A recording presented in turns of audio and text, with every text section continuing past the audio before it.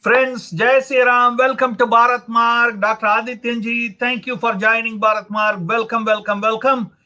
Friends, today we are going to have some interesting discussion. US and Chinese president meeting. That's what the subject is going to be. Our question is good, bad, or ugly. Okay, Dr. Adityanjee answers.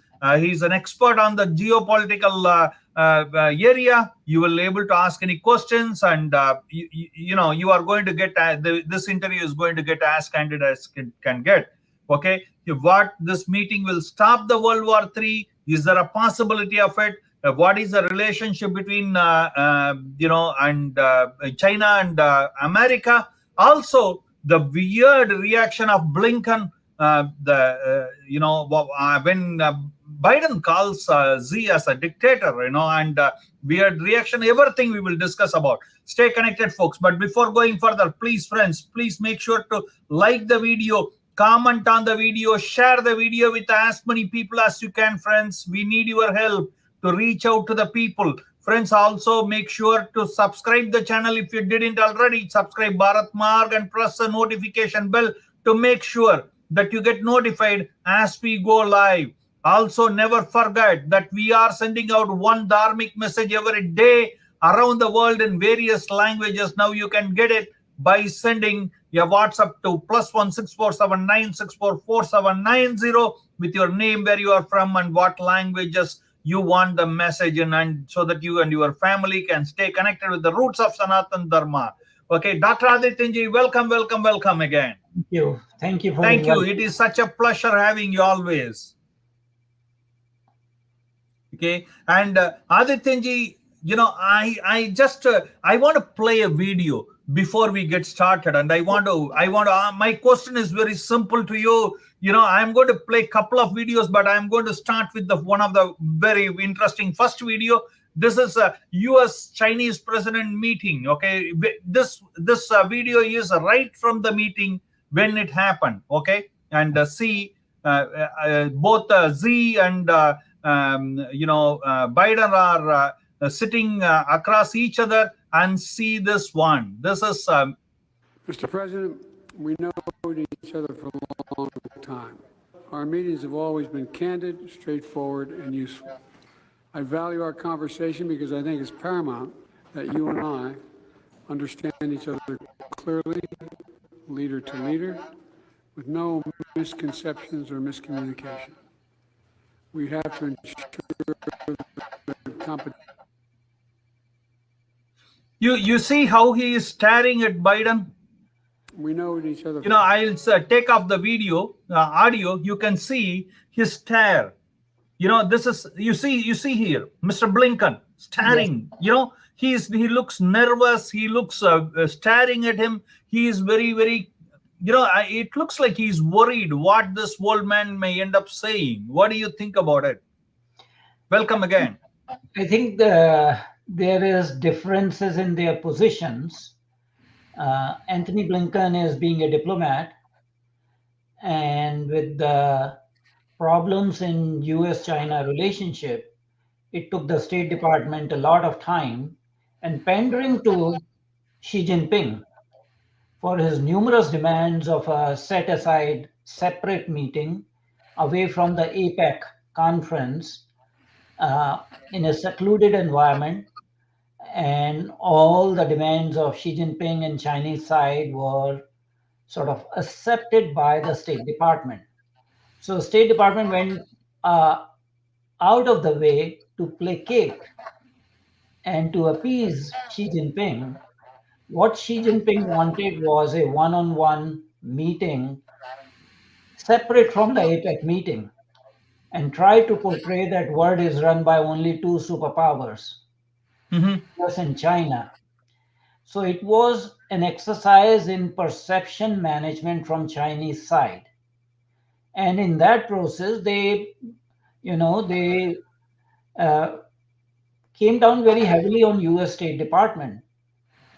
So you see Anthony Blinken, his worry is that the President of the United States, in one of those unhinged moments, does not spoil the hard work gone into this meeting. Because if he makes a spontaneous statement, which is unfiltered, and Biden is capable of doing that. And he did exactly that after the meeting. After 4 hours of meeting, he did call Xi Jinping a dictator in one person press conference. So, yes, Anthony Blinken wanted this, set aside meeting to be a success. And he wanted to make sure that Biden does not say anything untoward towards the Chinese side. All of a sudden, he doesn't end up calling Chinese president as Japanese president. Well, that may You also never know. that may also be possible considering the cognitive status of the United States president currently. There are moments of confusion. There are senior moments, so to say, publicly evident. So that may also have been a concern. So, it was a very well staged meeting. And I think, like a grown up or an adult, Anthony Blinken was very worried, and that was reflected in his expression that what happens next. This is the video you are talking about when Biden calls him a dictator. I just took off the audio. Let me put the audio here, okay? President, after today, would you still refer to President Xi as a dictator? This is a term that you used earlier this year. Well, look, he is. I mean, he's a dictator in the sense that he is the guy who runs the country. It's unbelievable. So, yes, looks like that Blinken is not pleased because this had repercussions immediately after this press conference. The Chinese spokesperson, Mao Ning, whatever her name is, basically made a strong statement and said that it was an irresponsible thing to say. And there are certain people with agenda who want to portray certain things, basically rebuking the US side for calling Xi Jinping a dictator. But it's very clear that Anthony Blinken is not very pleased because, again, he has his task on behalf of the State Department to mend the relationship. And any hardline statement on part of Joe Biden would undo that kind of work that he has been trying to do. He looks very tensed also. Is that because of the Israel war? He looks very, very tensed in all the pictures, all the videos. He doesn't look normal. I'm talking about Anthony Blinken. Yeah, I can tell you that US Secretary of State position is very, very tiresome. And people don't last more than one term. And some people even don't last one full term. So if you see during Barack Obama's time, in the first term, it was Hillary Clinton who was the Secretary of State. And in second term, she just withdrew from that because she said that it is very tiresome continuously. You are traveling all across the world.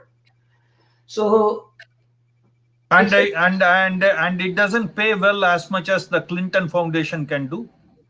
well, that may have been true. The bottom line is that Secretary of State has much more grueling schedule than even the President of United States. They are 24/7 traveling. They are the first point person as the first responders to any crisis. And there are very many. So I do not envy Anthony Blinken because there's a war going on in Ukraine. There's a war going on between Israel and Hamas. There are problems with China. So poor guy is kind of stressed out. Anybody would be stressed out. Yeah, before diving into the main subject, I have some periphery questions for you, Dr. Saab. It is said that San Francisco, the governor of California, San Francisco, was converted into a Chinese headquarters by the communist kind of welcome, communist kind of songs. What do you think about it, and what America feels? Does America feel proud of this? Well, this is exactly what I was trying to tell you, that there were a lot of demands from the Chinese side. They wanted and event management. They wanted optics for domestic politics in China to say that Xi Jinping is an equal, if not bigger, leader as compared to Joe Biden. And yes, San Francisco was sanitized, all the homeless people were removed, all the areas were spruced up, and students were brought, full display of Chinese culture. The president of China came with his own limousine, uh, their own security system. So a lot of demands were made, and United States actually acceded to all those demands, which tells you where we are heading to. But what made America to bend for all, dance for all their tunes? Why? Because United States is not in the strongest of the positions. They wanted certain deliverables from China, and Chinese are past masters of negotiations. They negotiate to their advantage, and that is what exactly what they did. For United States to arrange this meeting and have a one-on-one set aside meeting with Xi Jinping was imperative because there had not been any high level context between Xi Jinping and Joe Biden for a while, and China had broken up all the communications, especially the military communications with United States after Nancy Pelosi's visit to Taiwan, I think in August of 2022. And there are continuous skirmishes in South China Sea, aerial skirmishes, also the naval skirmishes. And United States at this point in time does not want to get into a war with China or an unexplained accident. They wanted to engage with China, and China understood that yes, it's US demand that they want to engage with China, so they extracted a heavy price for that. And also, Dr. Saab, before going to my main question, I have a question. Yeah, US or any Western country cannot afford to have fight with China because they cannot even make toilet tissues. Do you agree with me on that? Well, it is the it is an irony and a fallacy that over a period of time, United States had outsourced its manufacturing to China for corporate gains. Hmm. Look at the situation, the irony, the dichotomy. You see that United States president, after a 4-hour one-on-one meeting with Chinese president, ends up calling the Chinese president as dictator. He says, I know the guy, how he runs a communist country, and there's no doubt that he's a dictator. On the other hand, in the CEO's meeting, Xi Jinping was given 3 standing ovations by US corporate leaders. And the first ovation started even before he said a single word. So the motives of the United States corporate sector are very, very different from the geopolitical aims of United States government. There is a wide disconnect. Wow. The US corporate sector still wants to continue to use China as a offshore manufacturing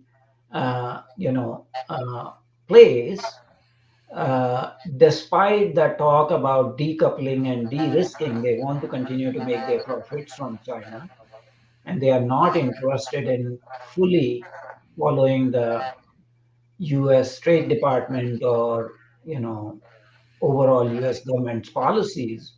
So they have their interests which are economic. And unless United States brings back manufacturing to domestic shores, it will not be able to sustain any kind of confrontation with China. Absolutely, absolutely. That's up. Now we're coming back to our main question. Okay, I will love to have your insight on it. That is, the meeting happened between the U.S. president and the Chinese president Xi, as we were going through so far. What is your rank on it? Good, bad, or ugly? And why so? If you can explain us a little bit? Okay. Good, bad, and ugly.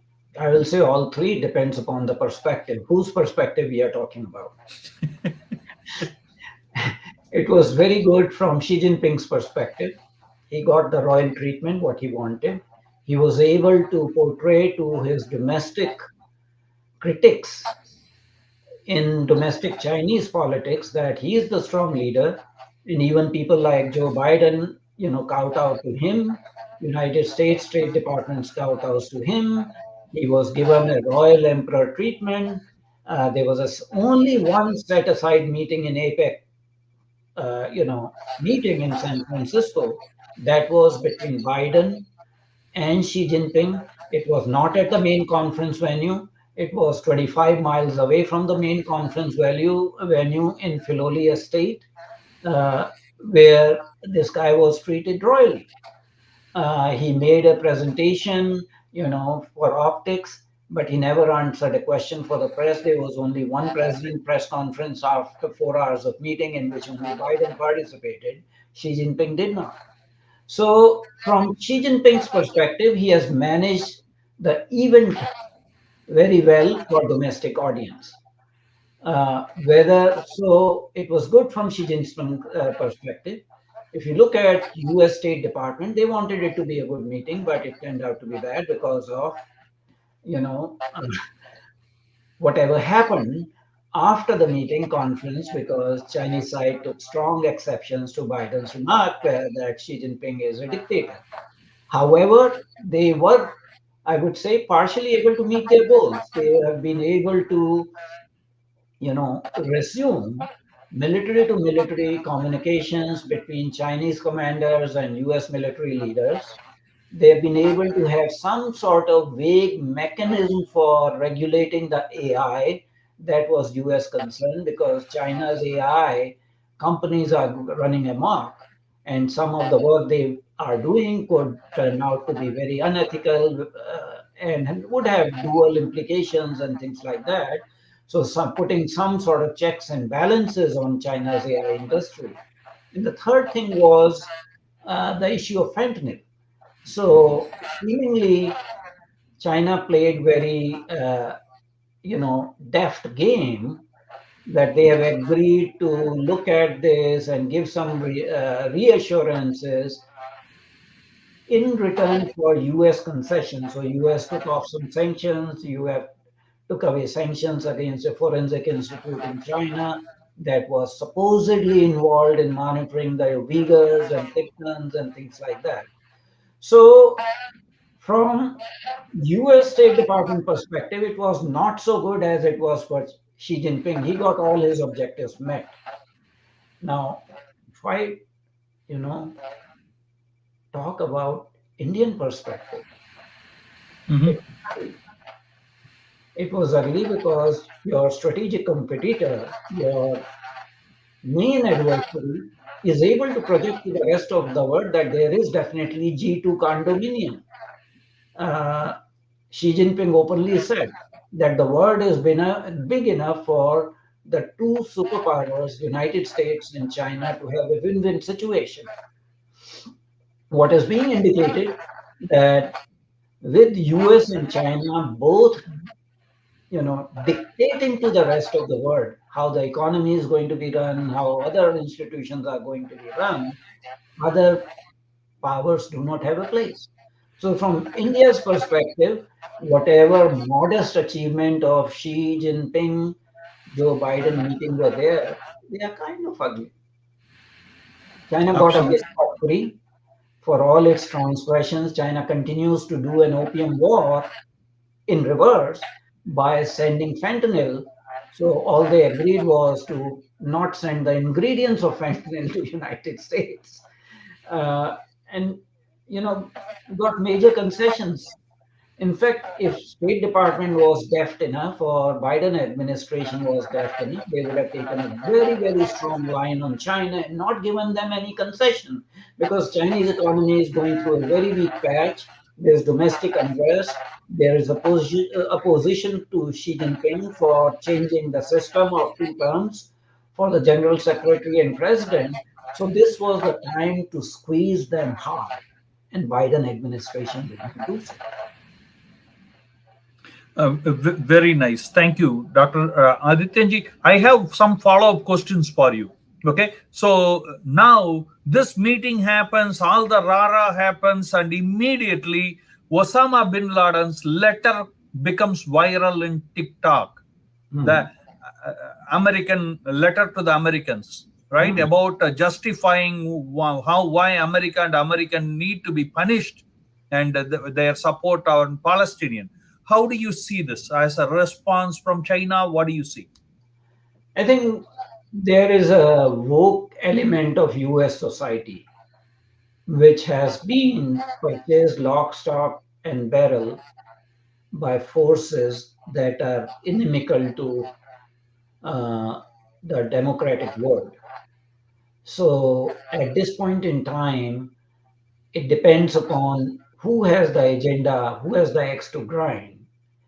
And yes, the ecosystem, the leftist, liberal, woke ecosystem, is trying to justify at this point in time the activities of jihadi terrorists in the past as well as present. When you have slogans like from the river to the sea, Palestine would be free, basically calling for elimination of the state of Israel. By the And Congresswoman herself. yes, more than one, and justifying the terror attack on Israel by number of college professors on United States college campuses.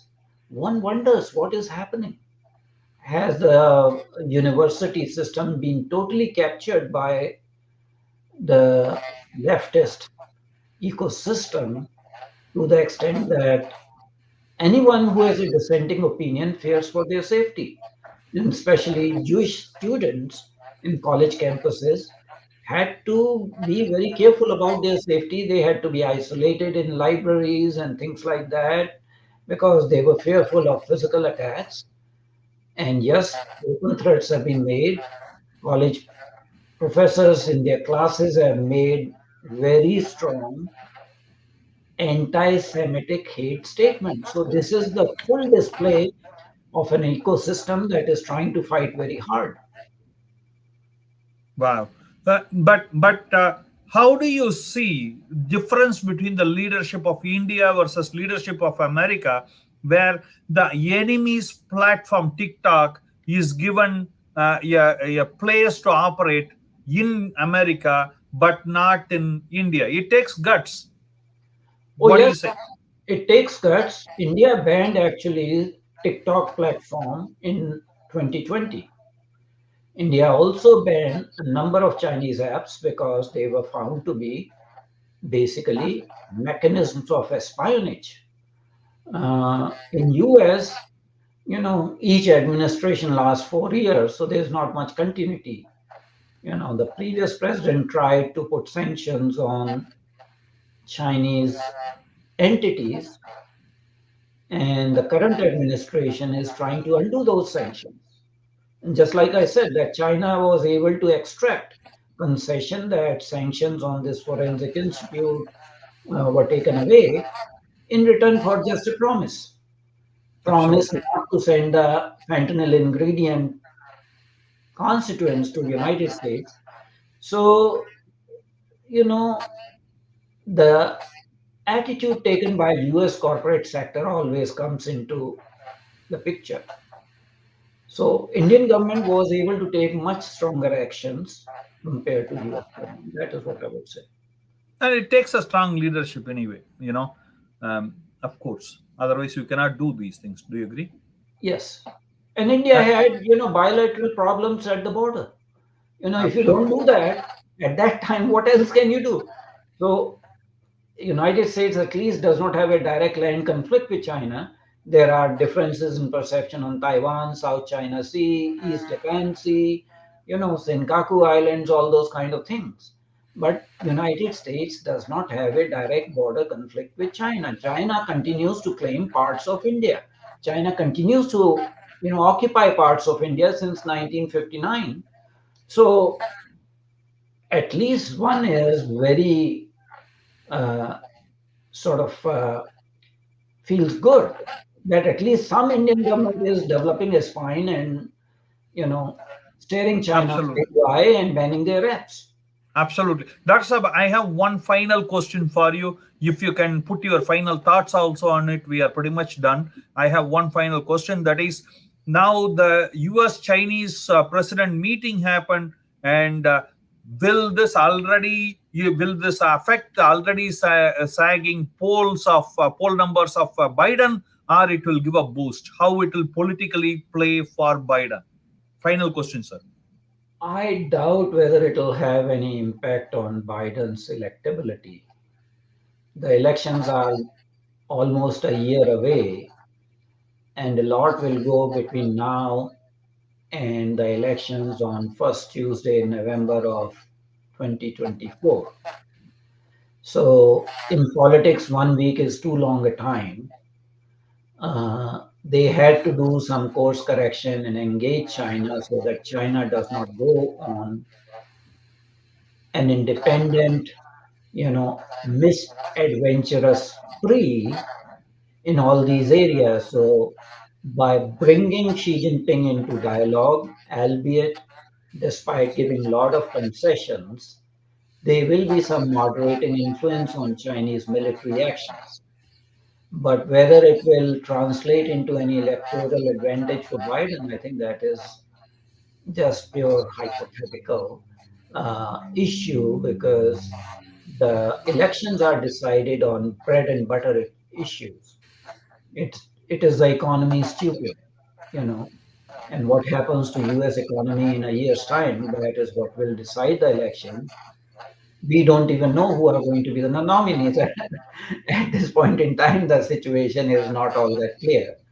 So this would have hardly any impact on the electoral outcome of presidential election in 2024. Absolutely.